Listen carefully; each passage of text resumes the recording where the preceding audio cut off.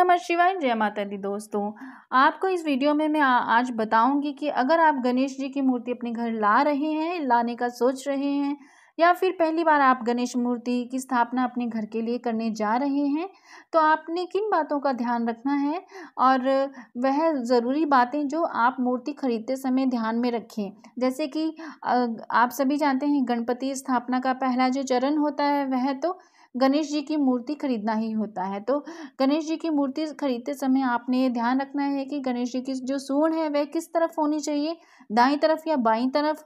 और जो मूर्ति अगर आप घर में स्थापना करने के लिए खरीद रहे हैं वह खड़ी हुई हो या बैठी हुई मुद्रा में हो, और किस दिशा में आपने गणेश जी की स्थापना करनी है। और जैसे कि आप जब ले रहे हैं मूर्ति तो कितने हाथों वाली मूर्ति आपने गणेश जी की लेनी है, और गणेश जी का मुख किस तरफ होना चाहिए, और गणेश जी की स्थापना से जो भी ज़रूरी जानकारी है वह मैं आपको इस वीडियो में दूंगी। आपने वीडियो को पूरा देखना है, स्किप नहीं करना है, वीडियो को लाइक करना है। आप वीडियो को लाइक करिए और शेयर कीजिए अपनों के साथ, और चैनल को सब्सक्राइब नहीं किया है तो प्लीज़ कर लीजिए। चलिए बात करते हैं गणेश जी की।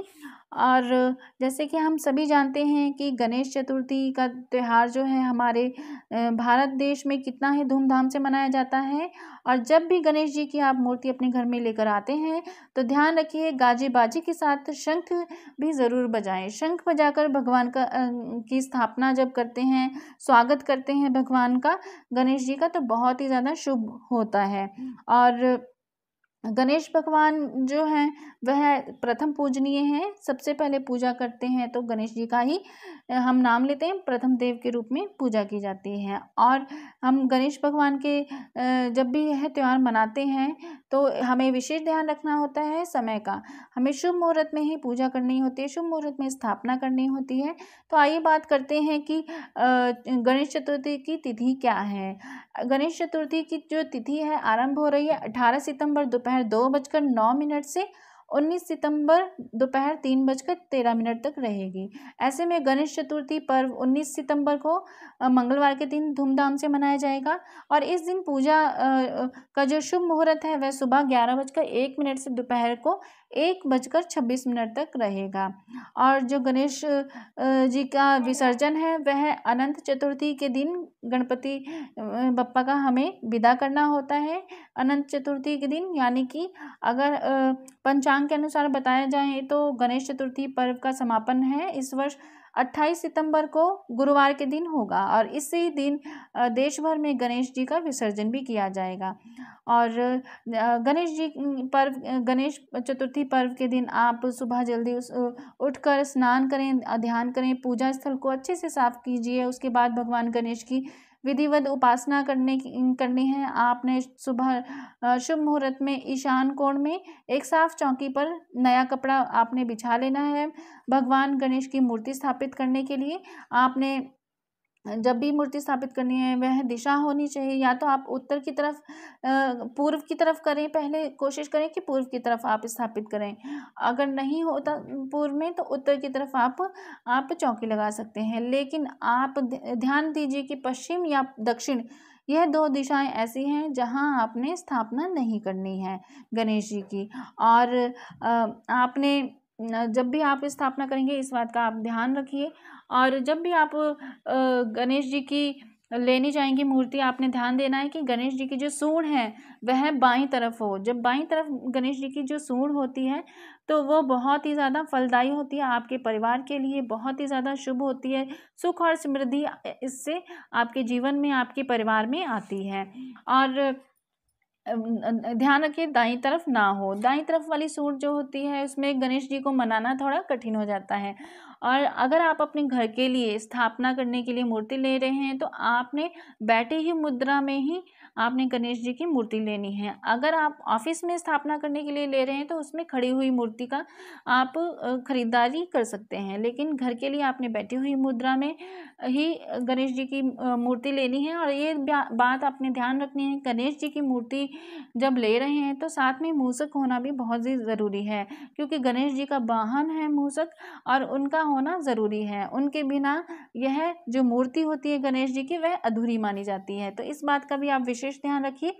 और आपने दिशा मैं आपको बता चुकी हूँ, आप दिशा का भी विशेष ध्यान रखिए। जब आप स्थापित करेंगे तो आपने नीचे पटा लेना है, चौकी लेनी है और उसके ऊपर पीले या फिर रेड कलर से के कपड़े को आपने बिछाना है, आसन देना है और आपने जो कलश है वह भी स्थापित करना है। गणेश जी की मूर्ति के राइट साइड पे यानी कि दाईं तरफ आपने कलश स्थापित करना है वहाँ पर।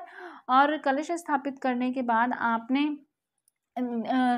अगर आप अखंड ज्योत जला रहे हैं, अखंड ज्योत जलाई जाती है। अगर आप अखंड ज्योत जला रहे हैं तो देसी घी की आप अखंड ज्योत जलाइए।